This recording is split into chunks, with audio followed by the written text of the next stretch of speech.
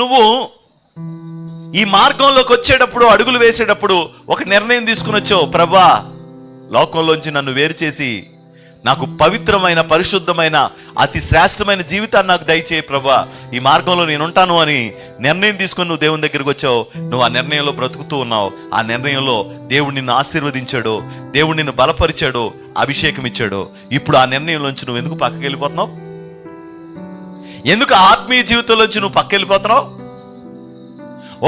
ఒకప్పుడు వాళ్ళిద్దరూ కలిసి కూర్చుని మాట్లాడుకున్న మాటలు ఏంటంటే పరిశుద్ధాత్మ దేవుడి గురించి. ఒకప్పుడు వాళ్ళిద్దరూ కలిసి మాట్లాడుకున్న మాటలు ఏంటంటే అభిషేకం గురించి. ఒకప్పుడు వాళ్ళిద్దరూ కలిసి మాట్లాడుకున్న మాటలు ఏంటంటే ఆత్మ వరాల గురించి. ఒకప్పుడు వాళ్ళిద్దరూ కూర్చుని మాట్లాడుకున్న మాటలు ఏంటంటే ఆత్మ సంబంధమైన వాక్యాల కొరకు మాట్లాడుకున్నారు. ఇప్పుడు వాళ్ళు దేని గురించి మాట్లాడుకుంటారంటే శరీర సంబంధమైన వాటి గురించి మాట్లాడుకుంటూ ఉన్నారు.